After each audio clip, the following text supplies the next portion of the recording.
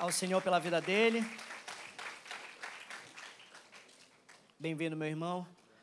O irmão Samuel também é membro lá da Primeira Igreja Batista e assim como o irmão Elden faz parte da liderança do Ministério Seguros, na verdade, e hoje vai nos agraciar um pouquinho mais de conhecimento acerca da palavra de Deus. Você que gostaria de abençoar a vida dele, estenda sua mão para cá, vamos orar? Senhor, nós queremos te agradecer, Pai, pela vida do irmão Samuel, pela disposição do seu coração em estar aqui, Pai, nos servindo a tua igreja, Deus, trazendo um pouco mais de alimento que vem da tua palavra. Pai, nós te pedimos que o Espírito Santo tome totalmente a regência deste lugar. Usa, Senhor, de forma tremenda a vida dele. Abençoe sua casa, abençoe sua família, seus negócios. Não permite, Senhor, que nada possa faltar na sua casa. Nós oramos e te agradecemos no nome de Jesus. Amém. Deus abençoe, meu irmão.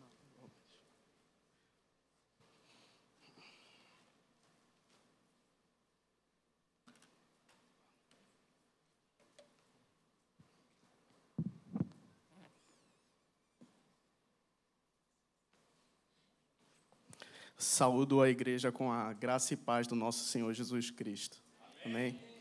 Irmãos, eu gostaria de estar agradecendo aqui em nome dos Seguros, eu, o Elden, o Léo e todas as pessoas que estão envolvidas no trabalho, de estar levando a verdade, pela oportunidade de nós estarmos aqui trazendo um pouco do que nós mais amamos, que é a nossa palavra, a palavra do nosso Senhor Jesus Cristo. Eu peço que os irmãos possam abrir a Bíblia de vocês lá no Evangelho de João, capítulo 6. A gente vai estar considerando a maior parte do capítulo hoje, a partir do versículo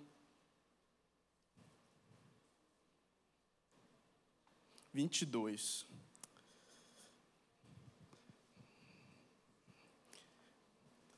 Mas antes de começar o 22, desculpa, eu gostaria de ler para vocês o trecho final, que é o trecho que vai nortear a nossa palavra hoje, que é no versículo 67 ao 69.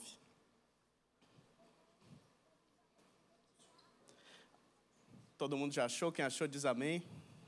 Quem não achou, espera aí.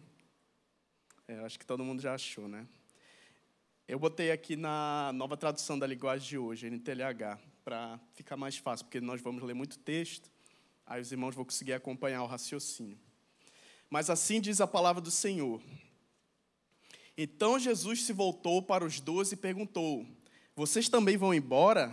Simão Pedro respondeu: Senhor, para quem iremos? O Senhor tem as palavras da vida eterna. Nós cremos e sabemos que o Senhor é o Santo de Deus. Senhor Jesus Cristo, Filho de Deus, tem misericórdia de mim, o pecador. Unge meus lábios, Pai, para poder estar trazendo a Tua mensagem. Que eu diminua e que Tu cresça, Senhor. E que eu fale somente aquilo que for do Teu coração, não do meu, Pai. Em nome de Jesus, amém.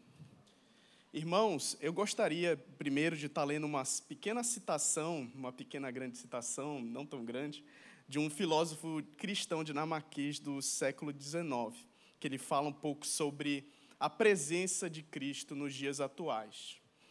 Ele escreveu assim: de fato, já se passaram 1.800 anos desde que o Senhor Jesus Cristo caminhou aqui na Terra, mas certamente não é um evento como os outros que, uma vez ultrapassados, passam para a história e, como um passado distante, caem no esquecimento. Não. A sua presença aqui na terra nunca se torna coisa do passado. Portanto, não se torna cada vez mais distante. Isso se a fé pode ser encontrada na terra. Bom, se não for o caso, então já faz muito tempo que ele viveu mesmo. Contudo, enquanto houver um crente, essa pessoa, para se tornar um crente, deve ser tão contemporâneo do Senhor Jesus Cristo quanto seus contemporâneos foram. Essa contemporaneidade é a condição da fé e também é a própria fé. Senhor Jesus Cristo, gostaria que nós também pudéssemos nos tornar contemporâneos de você, que pudéssemos vê-lo em sua verdadeira forma enquanto você caminhava aqui na terra. Não na forma de uma lembrança vazia, sem sentido, irrefletida, romântica ou histórica ou distorceu, pois não é na forma de humilhação que o crente vê, e nem na forma de glória que ninguém ainda viu. Quem dera o víssemos como era e será até a sua segunda vinda em glória, como sinal de escândalo e objeto da nossa fé. O homem humilde, mas salvador e redentor da raça humana, que por amor veio à terra para buscar os perdidos, para sofrer e para morrer. Obrigado, porque mesmo assim, cada passo que você deu na terra, cada vez que você chamou os errantes, cada vez que você estendeu a mão para fazer sinais e maravilhas, e cada vez que você, sem defesa à oposição das pessoas, sem levantar a mão, por várias vezes preocupado, você teve que repetir: bem-aventurado é aquele que não se escandaliza em mim. Tomara que nós vejamos essa forma e nós não nos escandalizemos. Pessoal, esse texto aqui, ele traz uma ideia muito importante para nós, que o Senhor Jesus Cristo continua vivo. O filósofo está falando uma coisa muito importante. Assim como os discípulos foram contemporâneos do nosso Senhor Jesus Cristo, nós também somos. Nós podemos não ser contemporâneos, talvez, de Alexandre o Grande. Nós não somos contemporâneos, na verdade, né? Nós não somos contemporâneos de outras figuras da história, como Paulo, como Moisés, mas nós continuamos sendo contemporâneos do nosso Senhor Jesus Cristo. E é por causa disso, porque nós sabemos que Jesus continua vivo, é que a gente pode orar. É se baseando nisso, entendendo que Jesus continua nos ouvindo tão bem quanto antigamente, que nós podemos exercer a nossa fé, que nós podemos viver a nossa, entre aspas, religião. Nós não podemos ver a face do nosso Mestre Jesus, mas a palavra de Deus, ela garante para nós que Jesus Cristo é o mesmo ontem e hoje e para sempre. É essa fé que nos mantém firmes na pessoa de Jesus Cristo. É uma fé que é bem-aventurada, que ela não se vergonha dele, mesmo nos momentos mais difíceis de crer.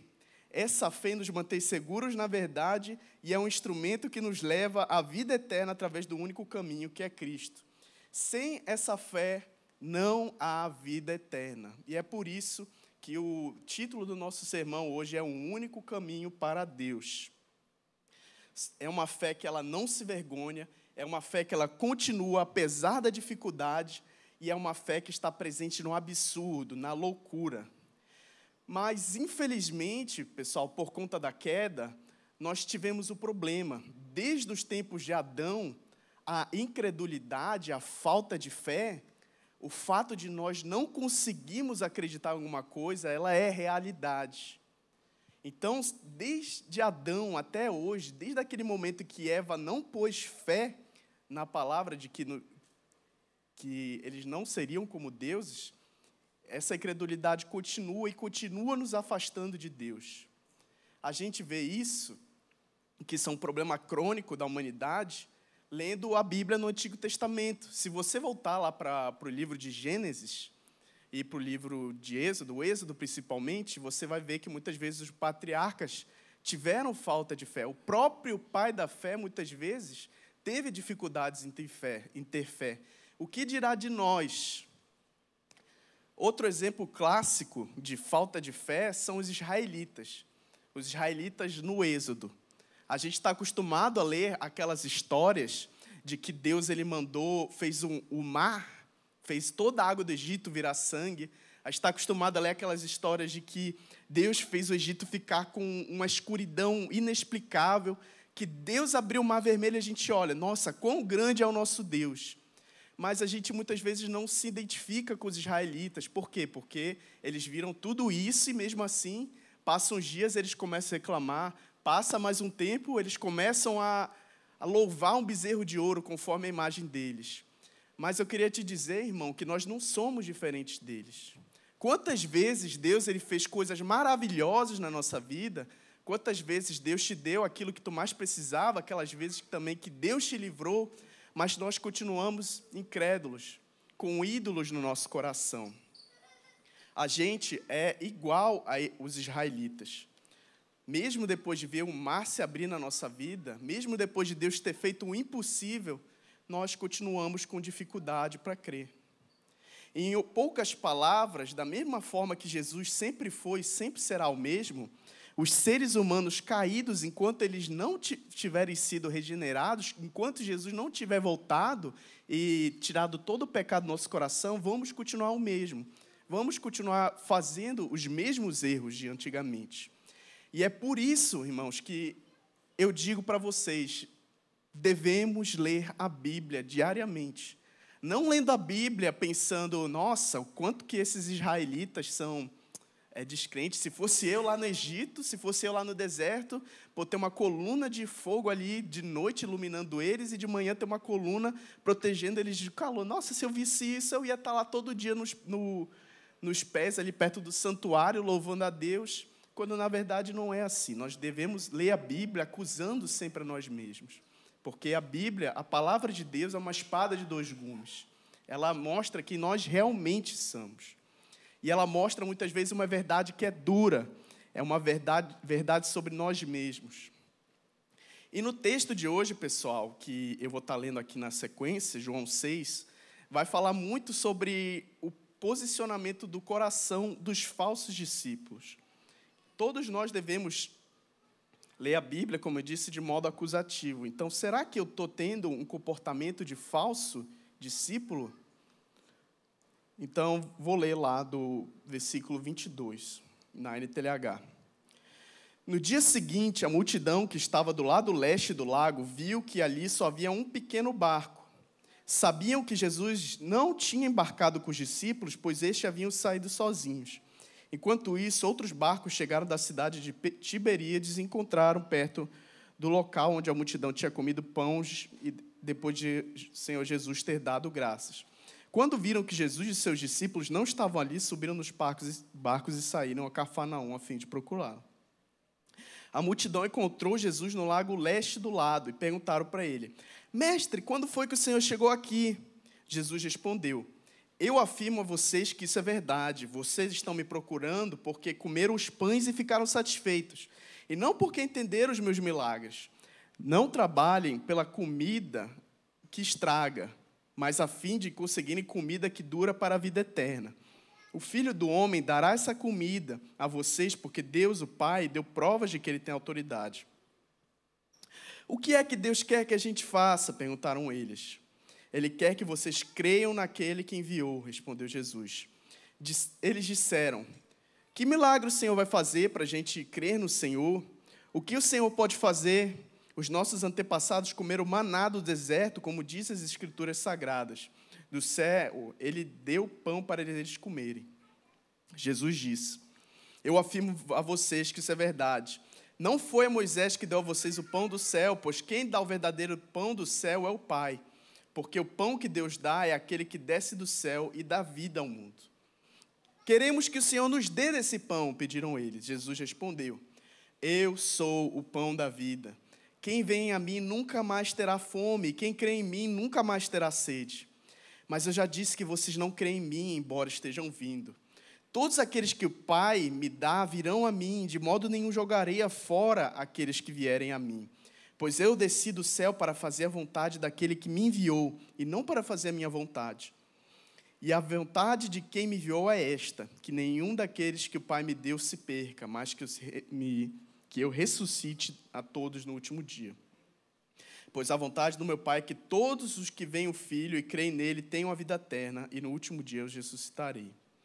Eles começaram a criticar Jesus, porque ele tinha dito: Eu sou um pão que desceu do céu. E diziam: Este não é Jesus, filho de José? Por acaso nós não conhecemos o pai e a mãe dele? Como é que agora ele diz que ele desceu do céu? Jesus respondeu: Parem de resmungar contra mim. Só poderão vir a mim aqueles que forem trazidos pelo Pai, que me enviou, e eu ressuscitarei no último dia. Nos profetas está escrito: Todos serão ensinados por Deus, e todos os que ouvem o Pai e aprendem com Ele, vêm a mim. Isso não quer dizer que alguém já tenha visto o Pai, a não ser aquele quem vem de Deus, e ele já viu o Pai. Eu afirmo a vocês que isso é verdade. Quem crê em mim tem a vida eterna. Eu sou o pão da vida. Os antepassados de vocês comeram maná no deserto, mas morreram. Aqui está o pão que desce do céu. E quem comer desse pão nunca morrerá. Eu sou o pão vivo que desceu do céu. Se alguém comer desse pão, viverá para sempre. E o pão que eu darei para que o mundo tenha vida é a minha carne. Aí eles começaram a discutir entre si, perguntaram: como é que esse homem pode dar a própria carne para a gente comer? Então Jesus disse: eu afirmo a vocês que isso é verdade. Se vocês não comerem da carne do Filho do Homem e não beberem do sangue, vocês não terão a vida eterna. Quem come a minha carne e bebe o meu sangue tem a vida eterna, e eu ressuscitarei no último dia. Pois a minha carne é a comida verdadeira, e o sangue é a bebida verdadeira. Quem come a minha carne e bebe o meu sangue vive em mim e eu vivo nele. O Pai que tem a vida foi quem me enviou, e por causa dele eu tenho a vida. Assim também, quem se alimenta de mim terá vida por minha causa. Este é o pão que desceu do céu.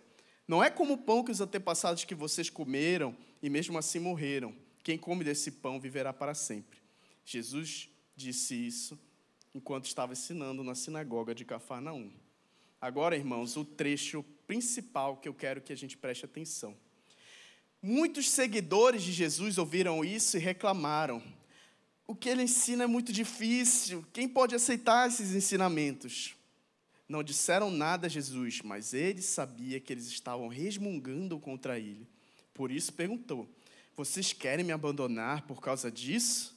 E o que aconteceria se vocês vissem o Filho do Homem subir para onde estava antes?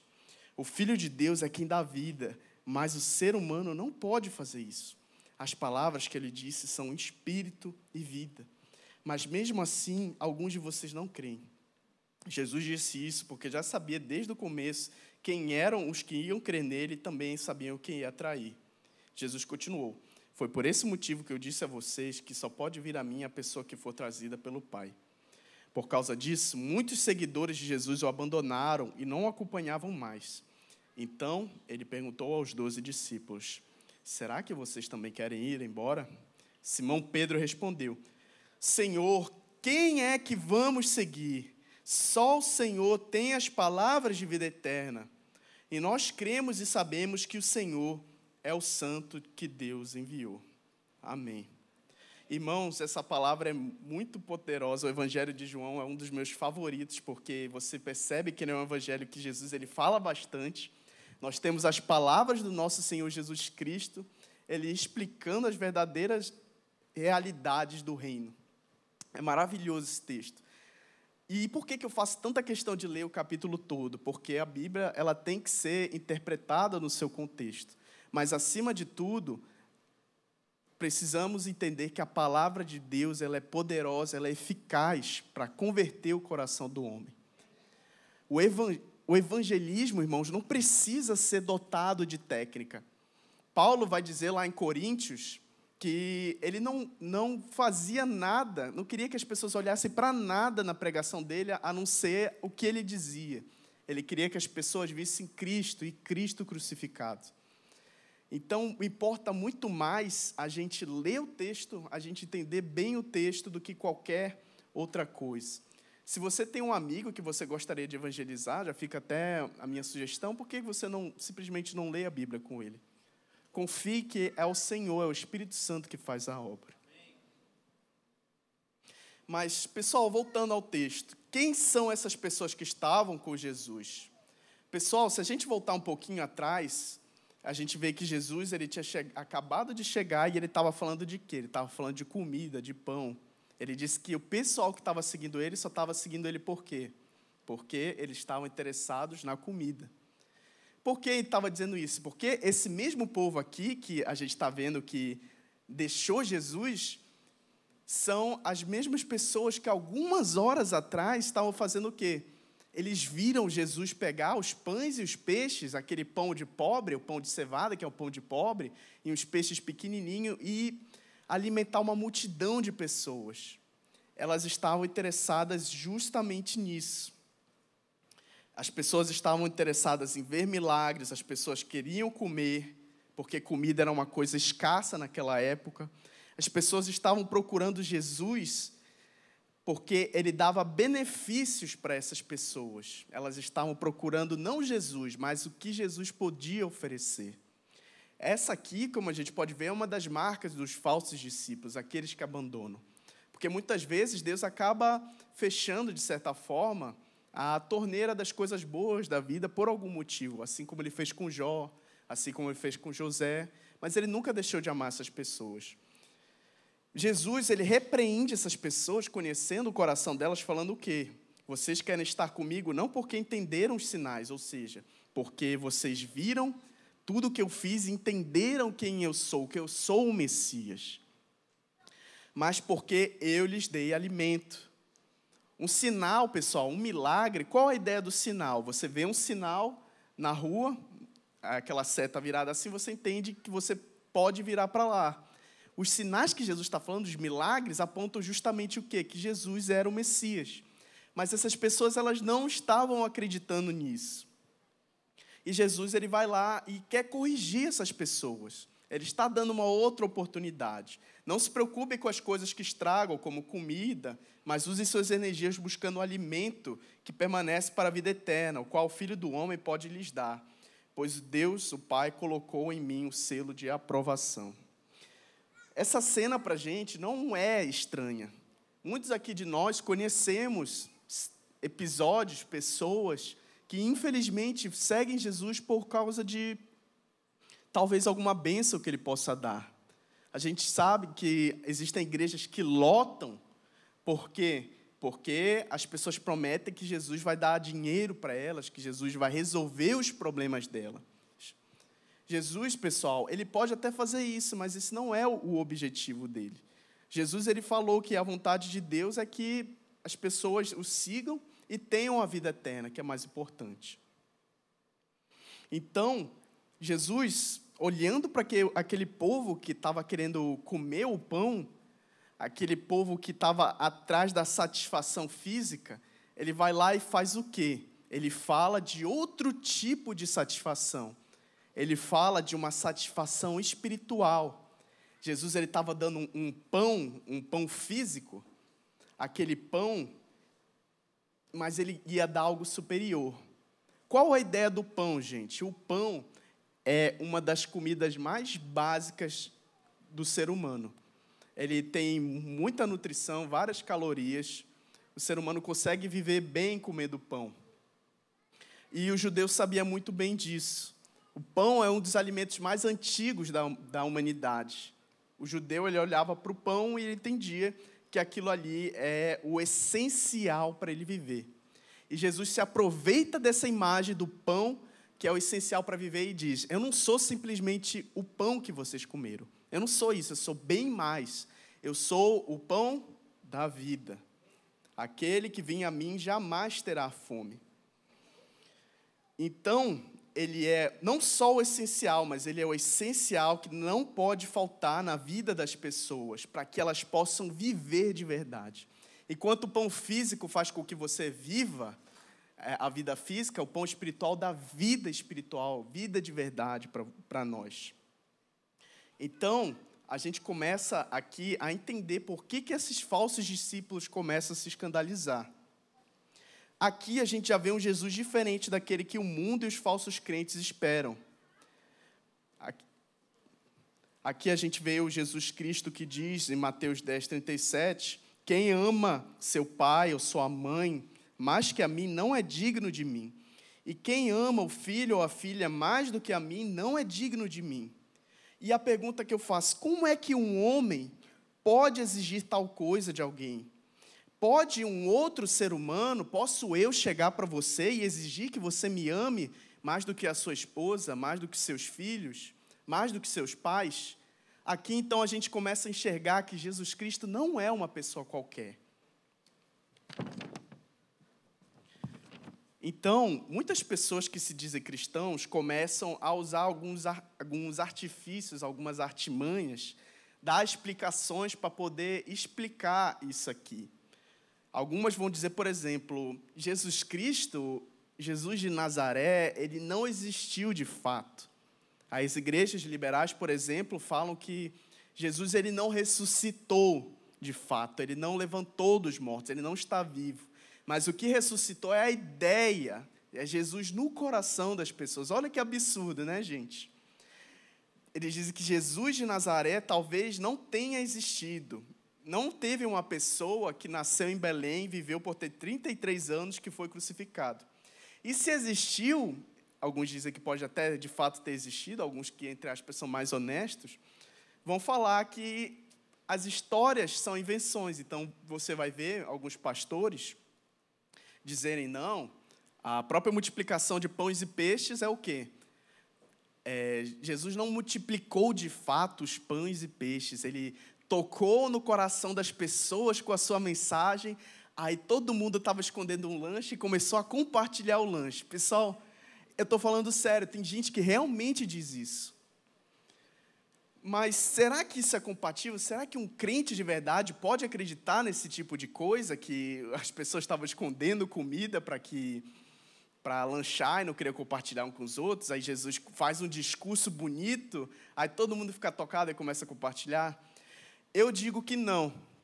A Bíblia, ela afirma diversas vezes que Jesus Cristo foi uma pessoa real, uma pessoa de carne e osso. Na época de Jesus, haviam pessoas que diziam que Jesus era um espírito, que ele ficava andando por aí, que ele fazia porque o corpo era mau. Outras pessoas vão dizer que ele era só uma pessoa comum, vão ter muitas outras explicações, mas a Bíblia afirma que Jesus e Cristo foi uma pessoa real de carne e osso, como eu e você. O apóstolo João vai dizer, lá na primeira carta de João, que o quê? Nós vimos, tocamos no Senhor Jesus Cristo. Ele era uma pessoa como eu e você. E nesse próprio texto, se você prestou atenção, no versículo 42, o pessoal diz uma coisa muito interessante. Eles dizem o quê? Não é esse aqui o filho de José e de Maria? Por acaso não viveu entre nós, ele não viveu? Como é que essa pessoa que disse que desceu do céu? Por quê? Porque eles sabiam que Jesus Cristo tinha de fato nascido. Ele nasceu, ele era filho de Maria, foi criado por Maria e José. Ele viveu a vida toda dele na região de Nazaré, 30 anos na região de Nazaré, apesar de ter nascido em Belém. E eles estranharam, porque eles conheciam Jesus e todo mundo sabia que ele não tinha literalmente descido do céu. Então, olha só, o próprio texto bíblico, os próprios opositores de Jesus já comprovam uma coisa, que Jesus Cristo, ele é humano. Eles queriam atacar o fato de Jesus ser uma divindade, ou melhor dizendo, Jesus Cristo é Deus, que é outro nível. Jesus não é simplesmente uma divindade, mas ele é o próprio Deus, dizendo que ele era humano. Então, a própria Bíblia afirma aqui que Jesus Cristo também era humano. Outro exemplo bíblico de que Jesus ele existiu de fato são alguns textos que a gente costuma pular. Se a gente abrir lá no início de Mateus ou de Lucas, a gente vai ver um texto que a gente sempre considera enfadonho e a gente tem aquela mania de querer pular, né? Que Jesus Cristo, que foi filho disso, que foi filho daquilo, filho disso, até chegar em Davi, ou no caso da outra genealogia, até chegar em Adão. E por que esse texto está ali?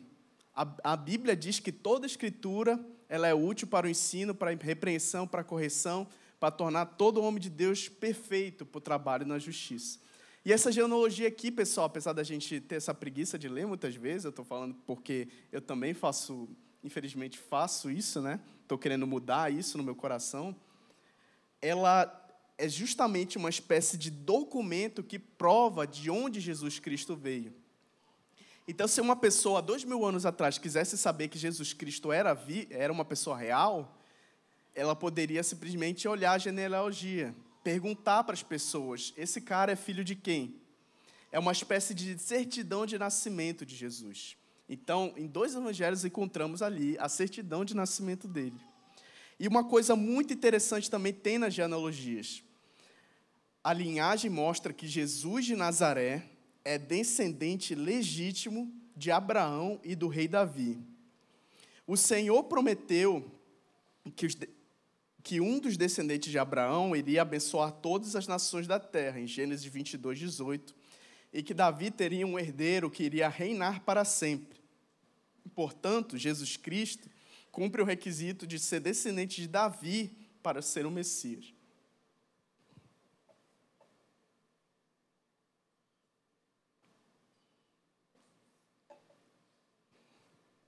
Os evangelhos, pessoal, continuando, também dão evidências que eles querem ser interpretados como documentos históricos. Pessoal, os evangelhos, eles não são feitos para serem lidos de forma metafórica. Eles são uma história como qualquer outra história. Você tem que interpretar parecido, por exemplo, como você lê uma notícia no jornal. Porque essa é a ideia, eles querem relatar o que aconteceu. E como é que eu posso afirmar que eles querem ser interpretados como documentos históricos e não uma história de mitos, por exemplo? Mitos dos deuses gregos, por exemplo, que os mitos dos deuses gregos, eles não são simplesmente uma religião, mas eles querem explicar as coisas, dar uma lição de moral. Como é que a gente sabe que Jesus ele não é simplesmente uma lenda? Como eu disse, existem documentos históricos. Um exemplo claro, a gente vê na Bíblia o quê? Quando Jesus vai ser crucificado, a quem que ele vai conversar? Quem é que vai julgar ele? É um procurador romano, Pôncio Pilatos. E Pôncio Pilatos, será que de fato existiu? O historiador judeu do primeiro século, Flávio Joséfo, relata que teve administração, ou seja, Pôncio Pilatos de fato foi governador em 2 livros que ele escreveu. Olha, é um historiador da época dizendo que Pôncio Pilatos existiu. E além disso, lá no Museu de Israel você pode ver que existe uma pedra mostrando todo o governo de Pôncio Pilatos. Então, olha só, existe uma figura que apareceu de fato na história. E existem também vários lugares reais citados no Evangelho. Em João 5,2, o autor escreve assim: ora, em Jerusalém existe, próximo à Porta das Ovelhas, um tanque, chamado em hebreu Betesda, o qual tem 5 alpendres. Isso aqui é uma clássica referência ao local que existe, até o momento em que foi escrito.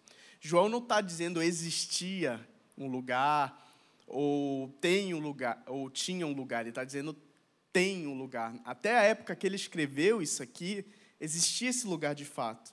E vários outros lugares que conectam a história com a realidade podem ser encontrados na Bíblia. Se você fizer um dia uma viagem para Israel, uma viagem turística, principalmente religiosa, que muitos gostam de fazer, né, que é bem interessante, você vai encontrar lugares como o quê?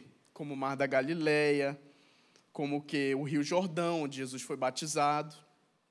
E você também pode encontrar, inclusive, o tanque de Betesda, lá em Jerusalém, próximo aonde? À Porta das Ovelhas, como o texto fala. Além disso, os historiadores endossam que Jesus realmente existiu. Ou seja, não só a Bíblia, que já é um documento histórico, vai dizer que Jesus existiu.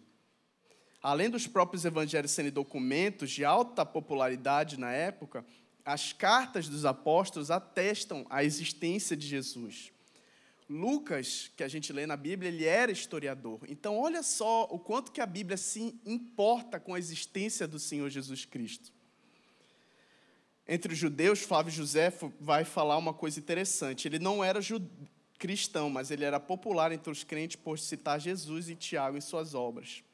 Sobre Tiago, no livro As Antiguidades, ele descreve como um alto sacerdote, com o nome de Ananias, aproveitou-se da morte de Festo, governador romano, que também é citado no Novo Testamento, para mandar matar Tiago.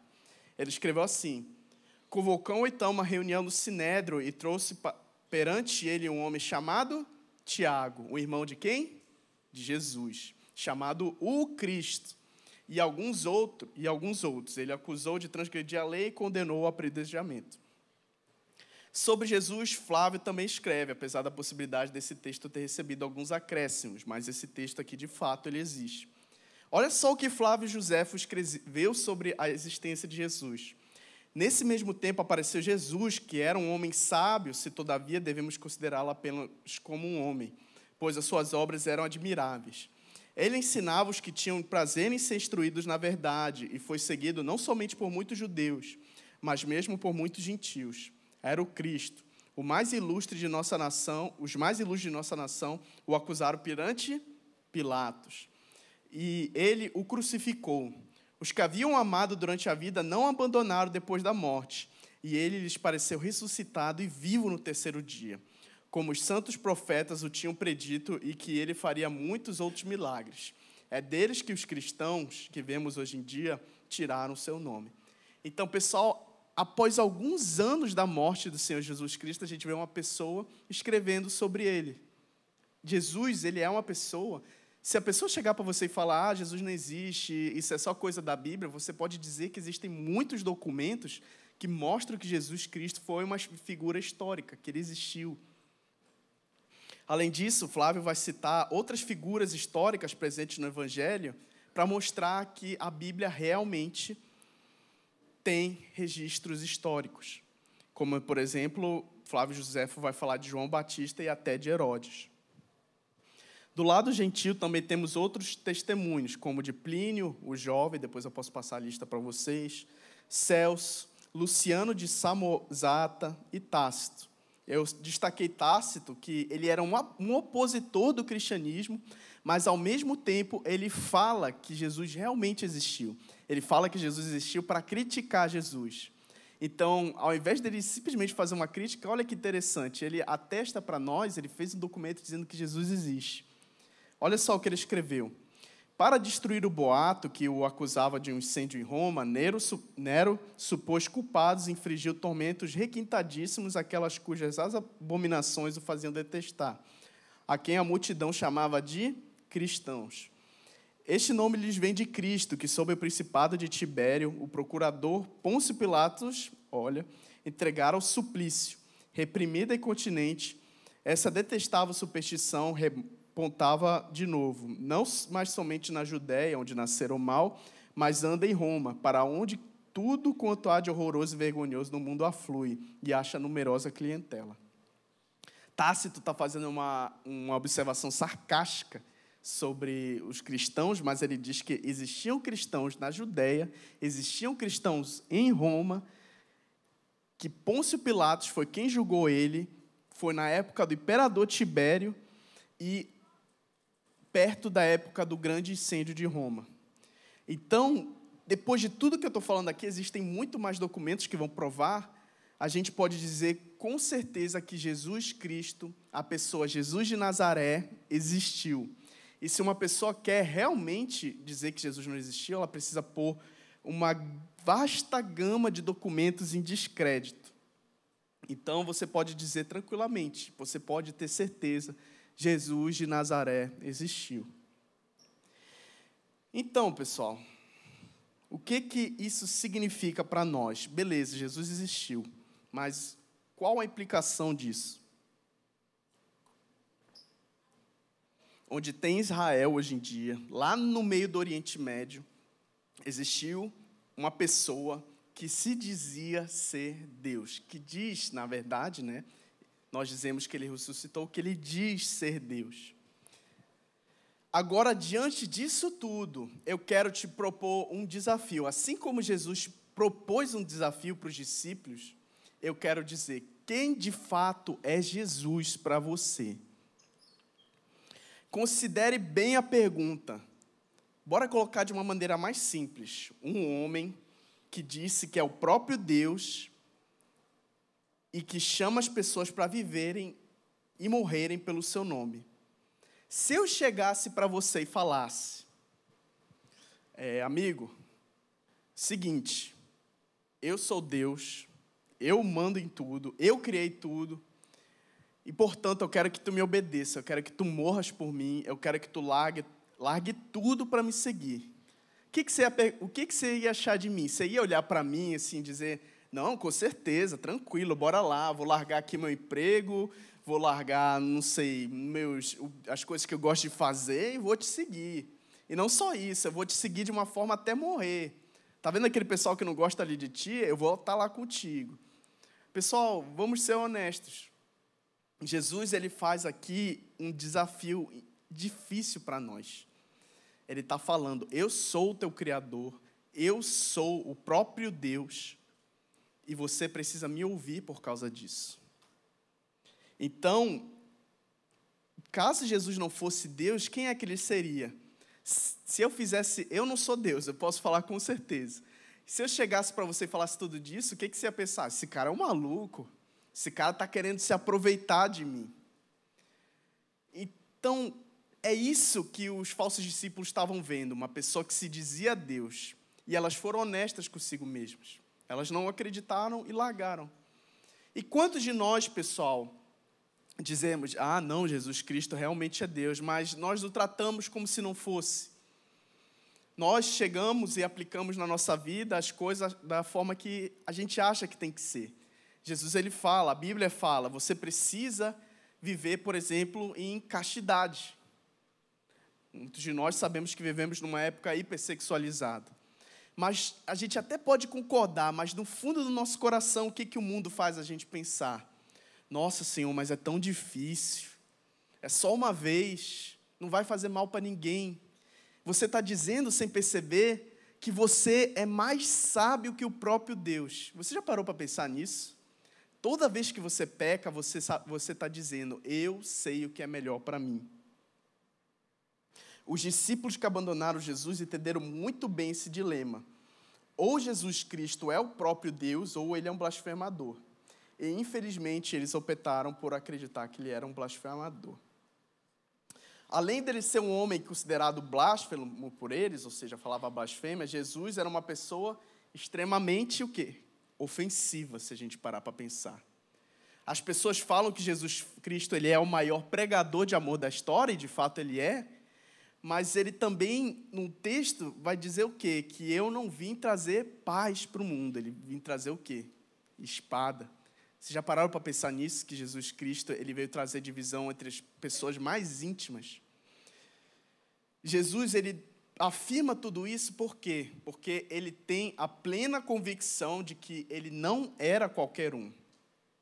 Você só pode falar tais coisas, ou se você é um maluco, se você quer se aproveitar de alguém, ou você tem certeza do que você está falando.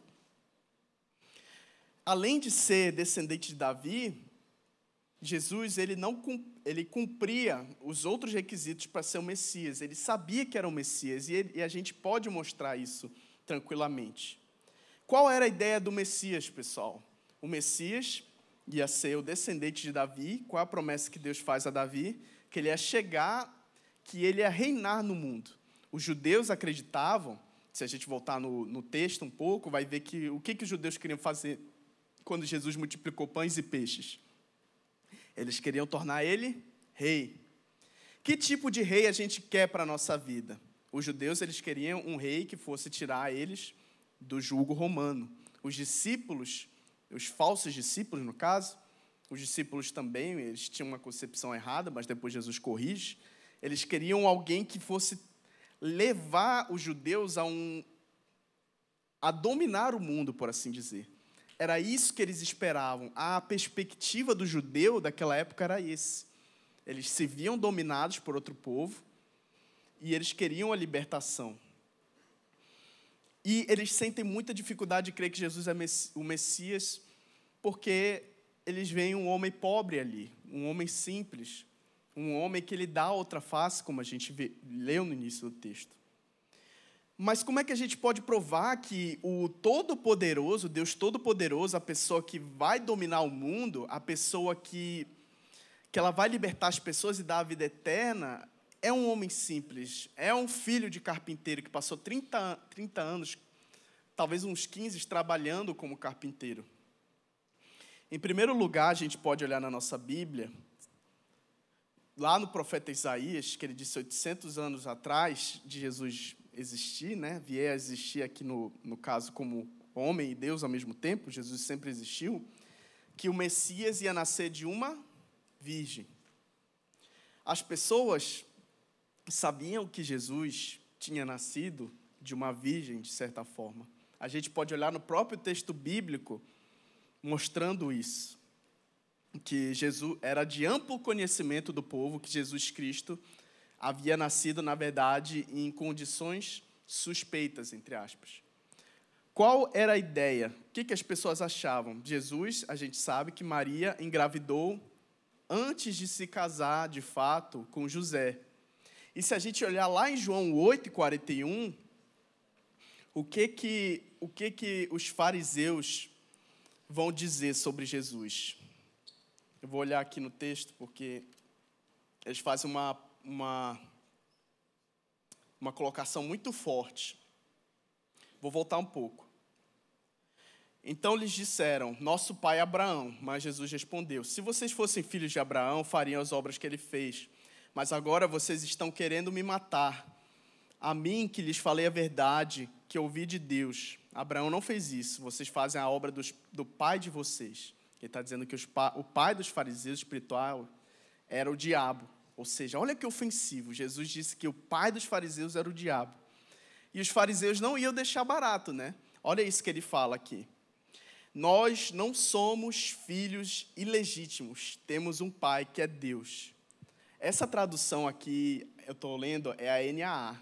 Ela deu uma amenizada no texto. Mas, basicamente, o que os fariseus estavam dizendo? Eles estavam botando ali uma dúvida na cabeça sobre a legitimidade de Jesus. Eles estão dizendo, numa tradução, eles vão chamar de Maria de prostituta, porque ela teve relações antes de casar.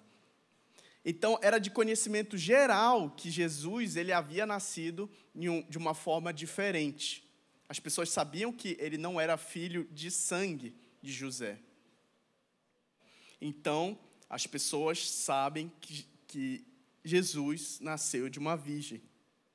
Além disso, outros profetas vão falar sobre o nascimento de Jesus. Miqueias profetizou o local de nascimento, que seria em Belém. Vocês podem olhar isso lá em Miqueias 5:2. E isso é confirmado pelos evangelhos. A morte de Jesus também condenaria o julgamento de seus opositores. Apesar da crucificação dar a entender que ele perdeu para os seus inimigos, as pessoas olhavam para Jesus e disseram, é mais um líder aqui, mais um revolucionário que morreu. A crucificação, na verdade, aponta que Deus sempre esteve no controle de tudo. Olha alguns textos que mostram como Deus estava controlando até a morte de Jesus. Salmos 22:18.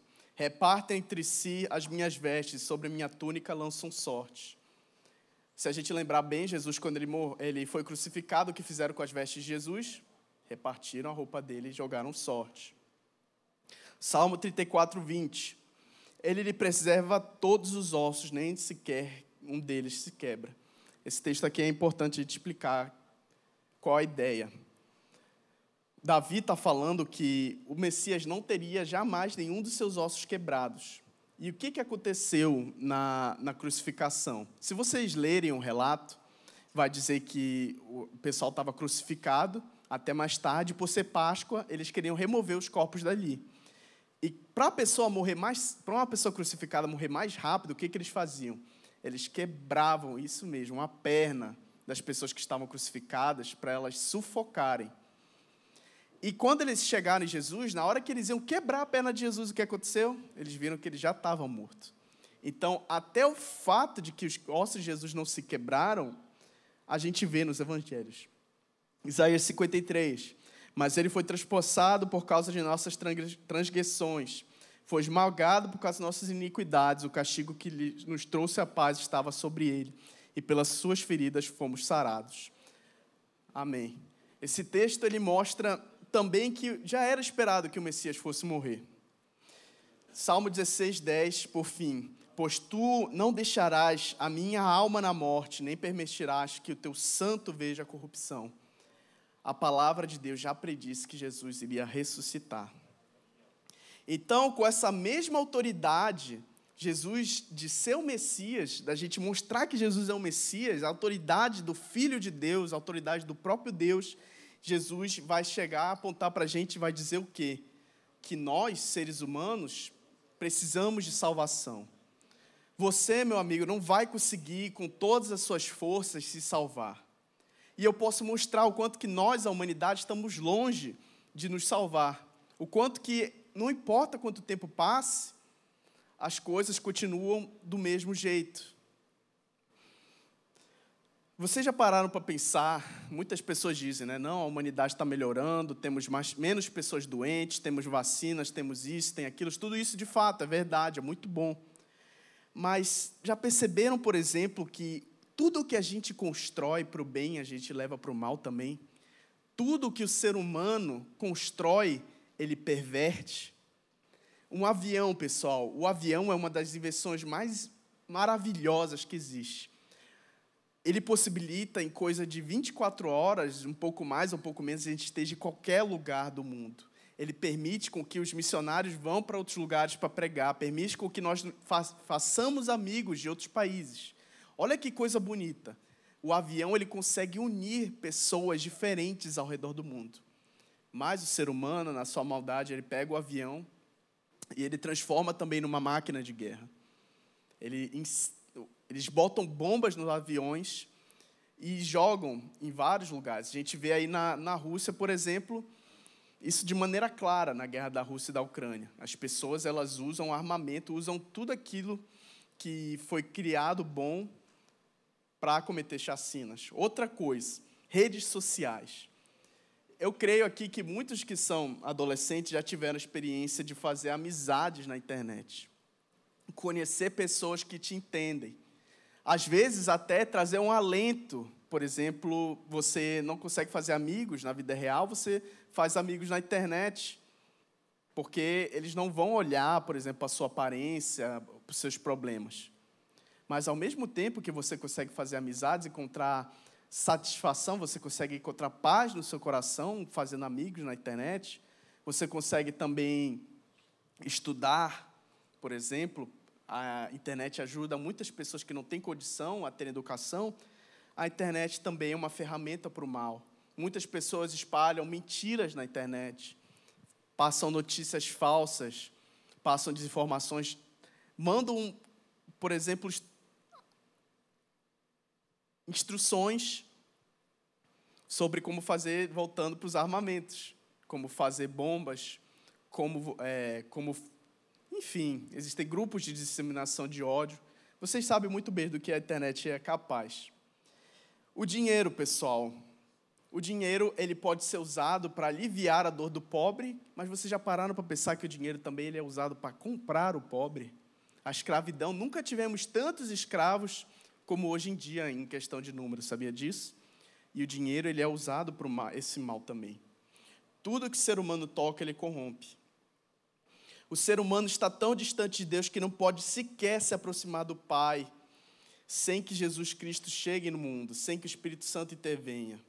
Jesus diz no 44, só poderão vir a mim aqueles que foram trazidos pelo Pai que me enviou, e eu ressuscitarei no último dia. Ou seja, o ser humano está tão distante que ele precisa de uma intervenção divina para se salvar. Deus precisou enviar o Filho dele para o ser humano ser salvo. E Jesus, em 53, vai dizer o quê? Se vocês não comerem da minha carne e do meu sangue, vocês não vão ter vida eterna. Jesus diz, além de que vocês precisam de mim para vocês salvarem, vocês não vão encontrar salvação em outra pessoa. E, pessoal, como é que isso ofende os nossos corações? Como é que é possível Deus chegar para a gente e me recusar, mesmo sendo uma pessoa, por exemplo, um pai de família que cuida da minha família? Eu pago meus impostos em dia, eu nunca maltratei ninguém, eu nunca traí minha esposa, eu não minto, eu sou íntegro, eu chego na hora, eu faço meus compromissos, eu não minto, eu dou todo o meu dinheiro aos pobres, e como é que pode um Deus amoroso me recusar diante de todas as minhas boas obras? É isso que nós pensamos. Jesus está dizendo justamente isso. Não importa o que você faça, se vocês não crerem em mim, vocês vão perecer. Esse aqui é justamente a grande trama que João quer passar para a gente nesse livro. Não existe salvação fora do Senhor Jesus Cristo. O Evangelho de João, se vocês abrirem no penúltimo capítulo, o que João vai dizer aqui no versículo 30? Na verdade, Jesus fez diante dos seus discípulos muitos outros sinais que não estão escritos nesse livro. Estes, porém, ou seja, o livro de João, os Evangelhos, a Bíblia, foram escritos para que vocês creiam em Jesus Cristo, no Filho de Deus, e para que, crendo, tenham vida eterna em seu nome. Amém. A própria Bíblia está dizendo aqui que se você não crê em Jesus Cristo, você não será salvo. E o mundo vai se ofender com isso. Nós nos ofendemos com isso. E a gente não pode se enganar. Ah, Samuel, mas eu tenho a minha religião, eu faço as coisas do jeito que eu quero, eu sou sincero na minha religião, eu não minto, eu creio de todo o meu coração, não sei, em Buda, em Maomé. Será que isso não garante que eu seja salvo? Pessoal, eu gosto de um exemplo muito ridículo para ilustrar. Pensa num cara que ele come tijolo. Pensa na sua cabeça. Ele está crente que se ele comer tijolo, ele vai viver por mais tempo na vida dele. Isso vai realmente acontecer? Ele comer tijolo vai fazer com que ele viva mais tempo? Não, muito pelo contrário. Vai quebrar todos os dentes dele, vai ferir toda a gengiva dele, é capaz dele pegar uma infecção e morrer. Então, aquilo que ele faz pensando, jurando que vai salvar ele, está fazendo mal para ele. E assim, muitas coisas acontecem na nossa vida. Não adianta a gente crer de nosso todo o coração se a gente acredita numa mentira. Não existem várias verdades, como o mundo vai dizer. Como é que nós, cristãos, podemos estar errados ou certos, na verdade certos, ao mesmo tempo que um budista está certo? Vou dar um exemplo, claro. Vocês sabiam que os budistas não acreditam que existe Deus? Eles acreditam em um monte de coisa, mas eles não acreditam na existência de um Deus. É possível um cristão e um budista estarem certos ao mesmo tempo?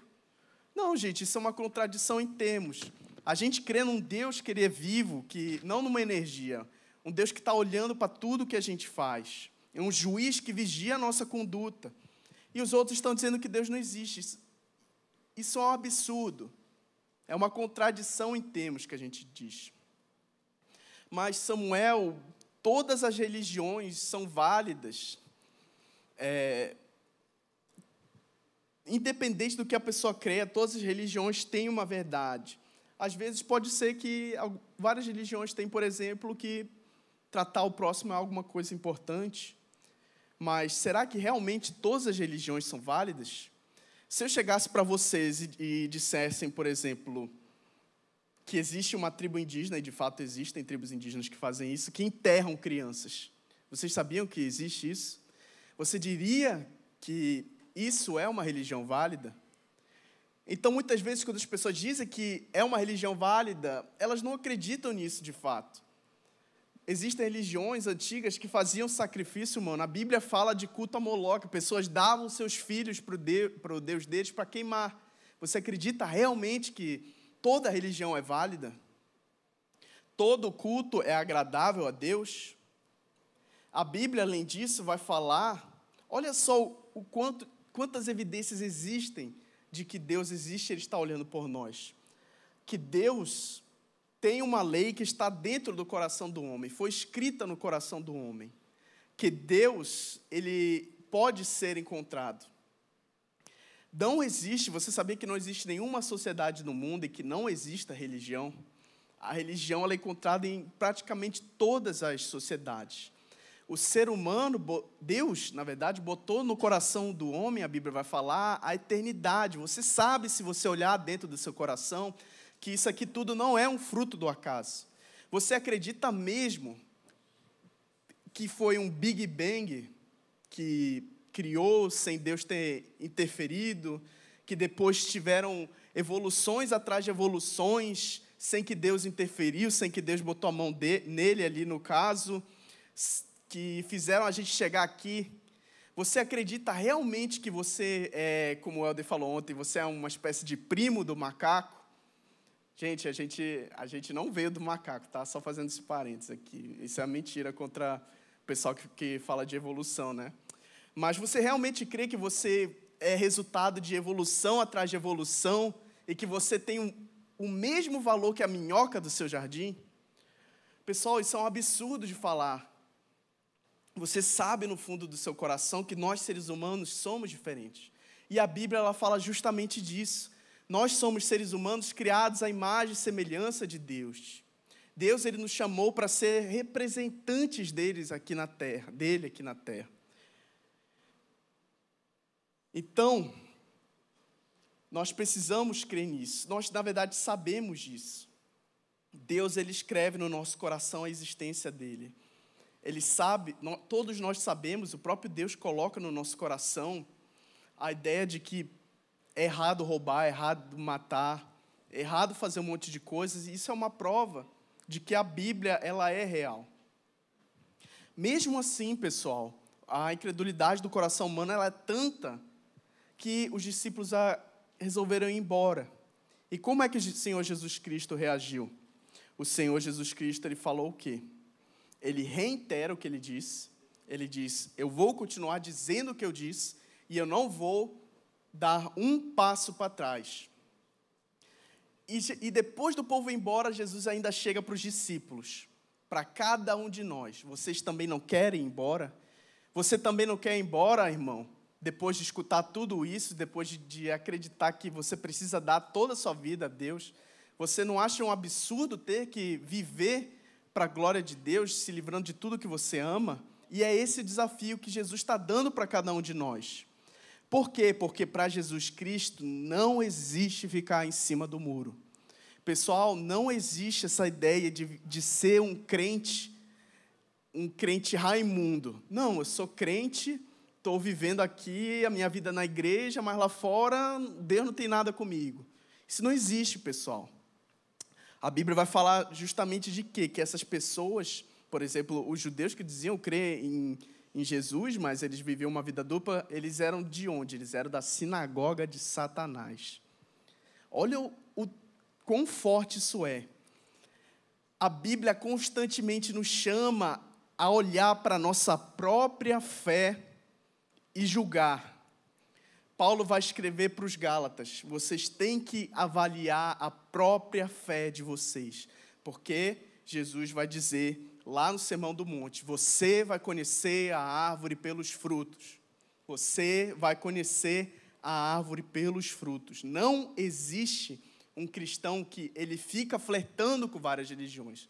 Não existe um cristão que ele quer só fazer a vontade dele. Jesus, ele diz para cada um de nós o quê? Ou você é meu discípulo, ou você não é. Os discípulos que deixaram Jesus, pelo menos eles foram honestos consigo mesmos. Nós ficamos nos enganando, e é por isso que eu chamo cada um aqui a avaliar o seu próprio coração. Eu também avaliar meu coração.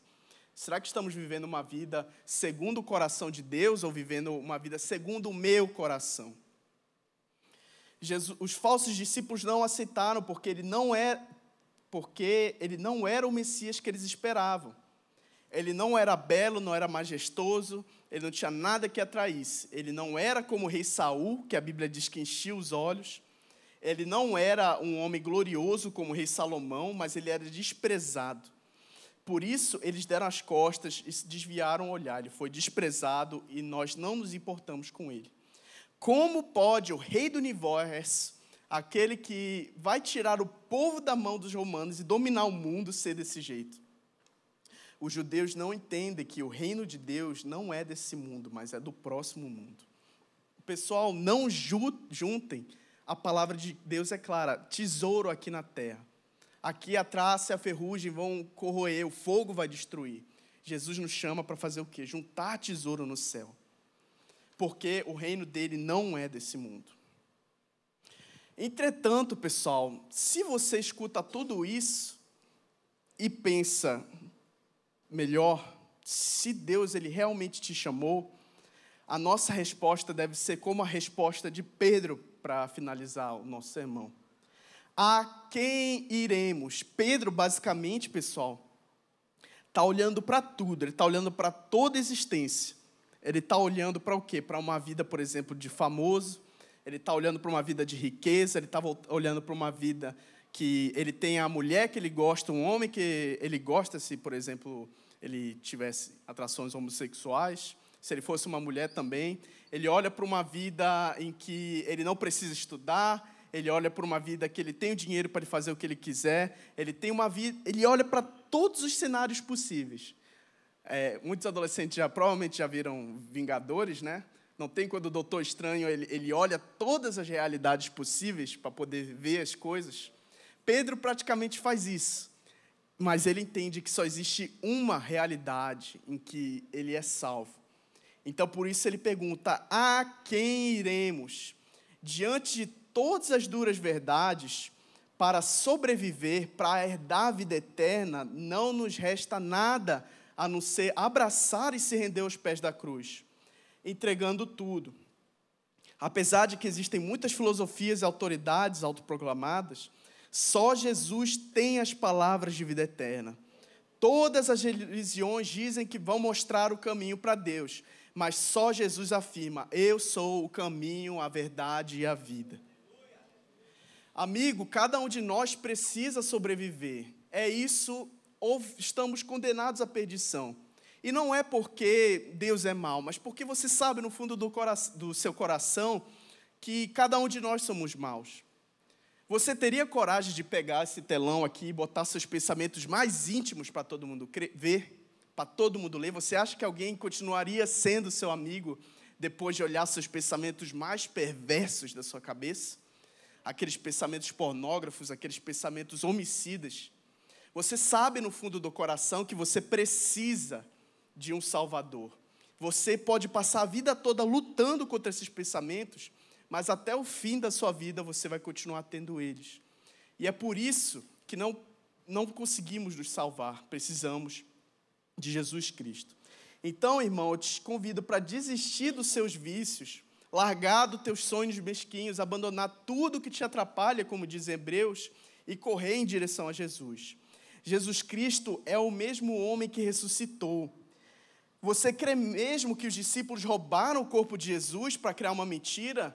Pedro foi crucificado de cabeça para baixo. Paulo era um homem rico em conhecimento, ele era um homem exaltado entre os judeus, mas ele preferiu ver tudo que ele tinha e dizer que aquilo é excremento perto do conhecimento de Deus. Isso custou a vida dele, ele foi decapitado fora de Roma. Tiago foi apedrejado, espancado até a morte. Bartolomeu foi esfolado vivo. Cada um dos discípulos morreu de formas cruéis. E não só ele, vários cristãos, desde o Império Romano até hoje no Oriente Médio, dão as suas vidas por conta de uma verdade: Jesus Cristo está vivo e voltará para julgar vivos e mortos e resgatar seus irmãos. Esse mesmo Jesus de Nazaré que eu estou falando, pessoal, esse mesmo homem que é Deus, esse mesmo homem que afirma essas coisas, que pede a tua vida, ele está aqui agora mesmo.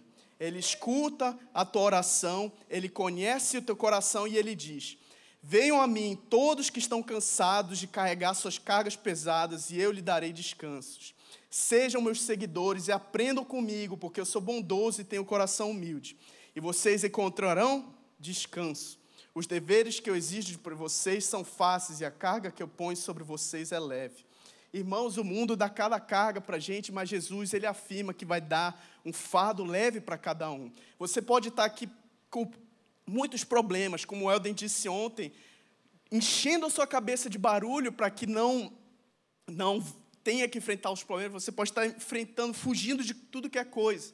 Mas Jesus Cristo está aqui justamente para tirar esses fardos da tua costa.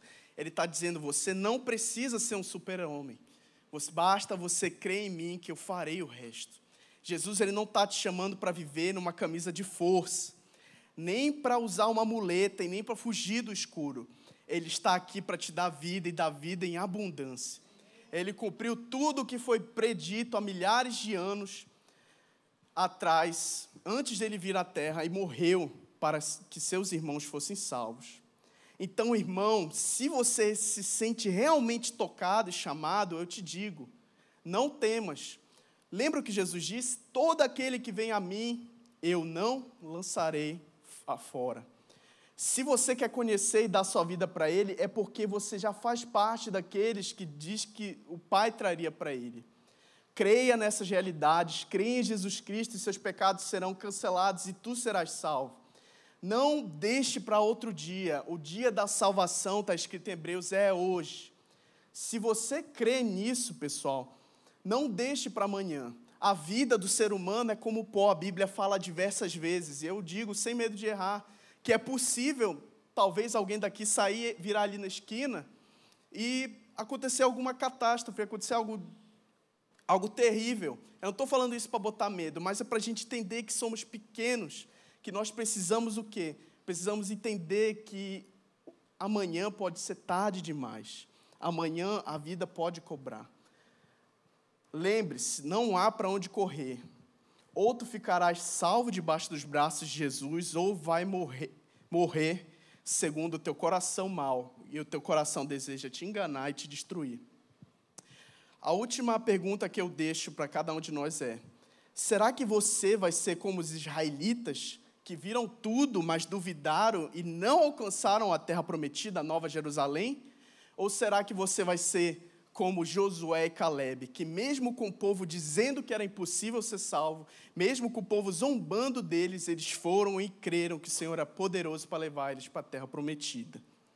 Eles entraram na alegria do Senhor, mesmo tendo a aprovação do mundo.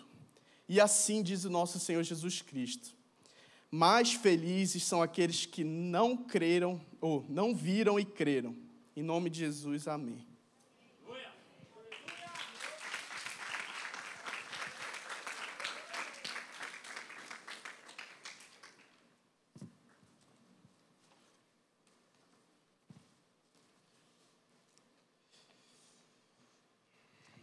Glória a Deus. Gostaria de convidá-los a ficar de pé para a gente fazer uma oração depois dessa palavra.